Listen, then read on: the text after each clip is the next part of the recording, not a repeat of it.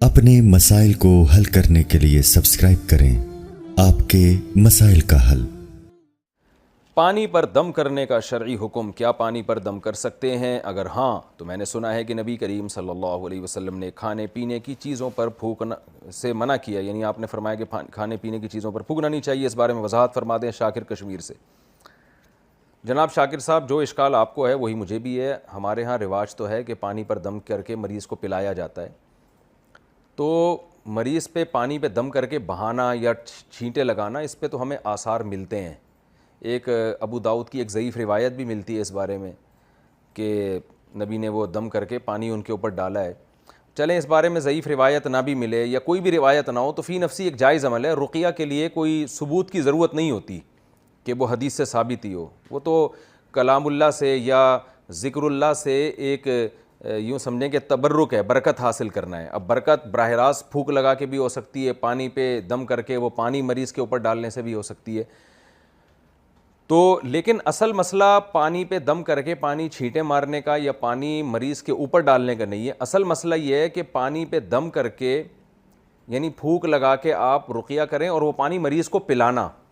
تو اس کے بارے میں مجھے بھی عرصہ دراز سے اشکال ہے کہ نبی صلی اللہ علیہ وسلم نے تو کھانے پینے کی چیزوں میں پھونکنے سے منع کیا ہے، اور ظاہر منع اسی لیے کیا ہے کہ ایک گندا سانس ہے جو پانی میں جائے گا اور وہ پھر آپ کھاتے بھی ہیں اسی کو، تو یہ اسلام کا ایک نظافت کا جو نظام ہے اس کے خلاف ہے۔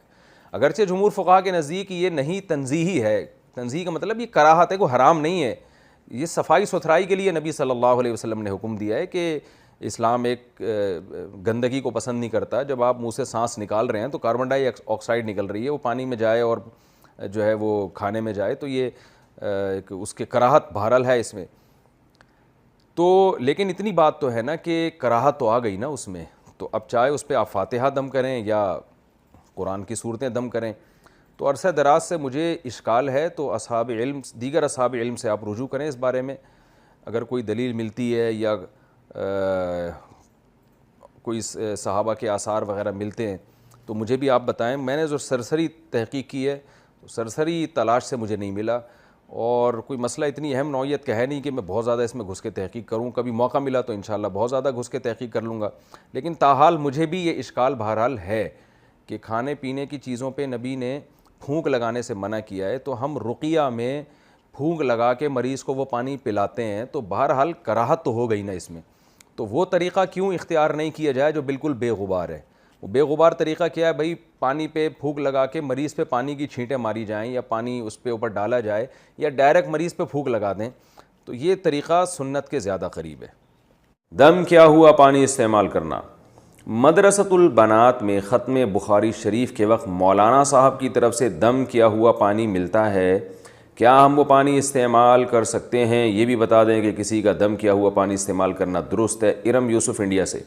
جی پانی دم کر کے استعمال کرنا جائز ہے، لیکن ویسے ایک بات ہے کہ مجھے تو بڑی ایک عجیب سی وہ آتی ہے اس میں کہ لوگ جو پھونک مارتے ہیں پانی میں، اس میں جراثیم بھی جاتے ہیں، اور رسول اللہ صلی اللہ علیہ وسلم نے پانی میں اور برتن میں پھونک مارنے سے منع کیا ہے۔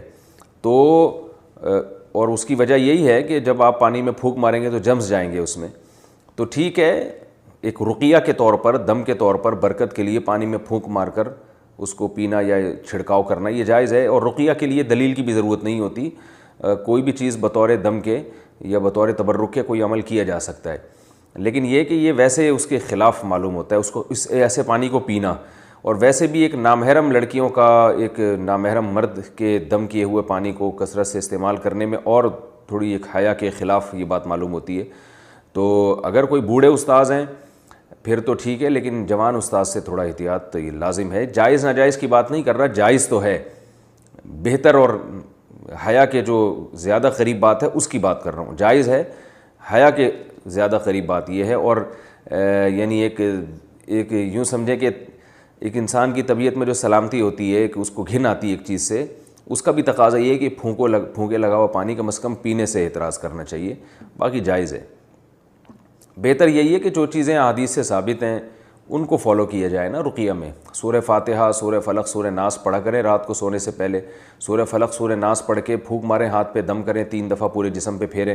تو یہ چیزیں قرآن و سنت سے ثابت ہیں. ان چیزوں کو لوگ فوکس نہیں کرتے، دائیں بائیں زیادہ جا رہے ہوتے ہیں. تعویذ لٹکانا کیوں جائز ہے؟ ہمارے احناف کے علماء تعویذ لٹکانے کو کیوں جائز کہتے ہیں؟ کیا یہ کسی حدیث سے ثابت ہے؟ جبکہ دوسری طرف اہل حدیث علماء اس کو شرک کہتے ہیں، جو سب سے بڑا گناہ ہے. اور اس کی مضبوط دلیل بھی ہے کہ حدیث میں آتا ہے کہ جس نے تعویذ لٹکایا اس نے شرک کیا. شمس الرحمن بنو سے جناب شمس الرحمن صاحب، اگر اہل حدیث علماء کہتے ہیں کہ تعویذ لٹکانا شرک ہے، تو جس حدیث سے وہ دلیل پکڑ رہے ہیں نا، اسی حدیث میں رقیہ کو بھی شرک کہا گیا ہے، یعنی دم کرنا. حالانکہ رقیہ کو اہل حدیث علماء بھی مانتے ہیں کہ شرک نہیں ہے. تو پتہ یہ چلا کہ جس حدیث میں تعویذ لٹکانے کو شرک قرار دیا ہے، اس سے تعویذ سے شرکیہ تعویذ مراد ہے. وہ تعویذ جس میں قرآنی آیات ہوں یا دعائیں ہوں، وہ تعویذ حدیث میں داخل نہیں ہے.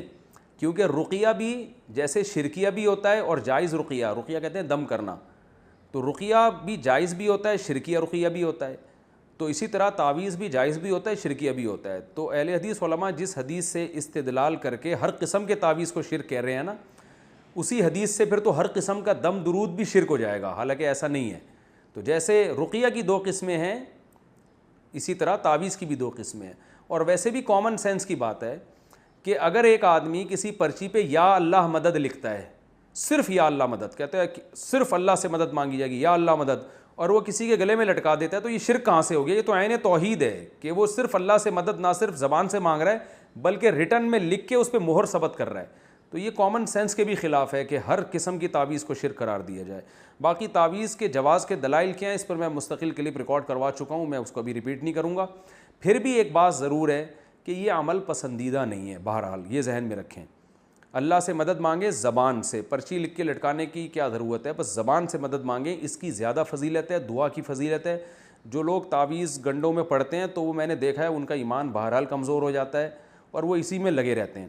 تو اس لیے ہمارے علماء بھی اس کی گنجائش دیتے ہیں کہ اگر لوگوں کو تعویذ نہ دیا جائے تو وہ خالصتاً پھر جاہل پیروں کے پاس جا کے شرکیہ تعویذ لینا شروع کر دیتے ہیں، ورنہ یہ عمل شریعت میں کوئی زیادہ پسندیدہ نہیں ہے.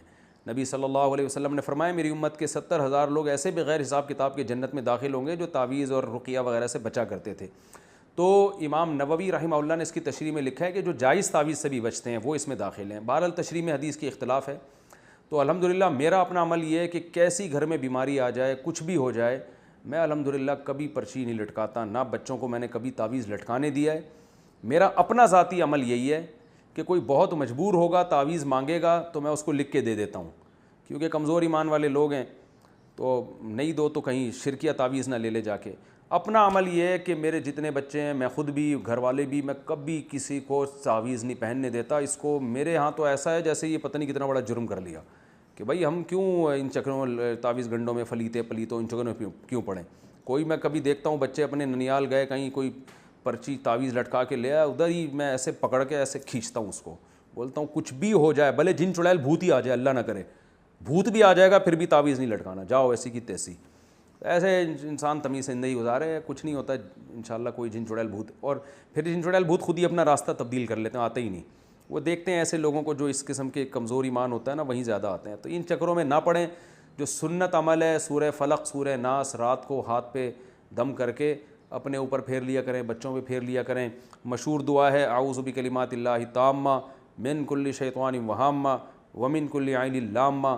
یہ دعائیں پڑھا کریں. بسم اللہ الذی لا یضر مع اسمہ شیء فی الارض ولا فی السماء وہو السمیع العلیم. خاندانی دعائیں بس یہ پڑھا کریں، کافی اتنا.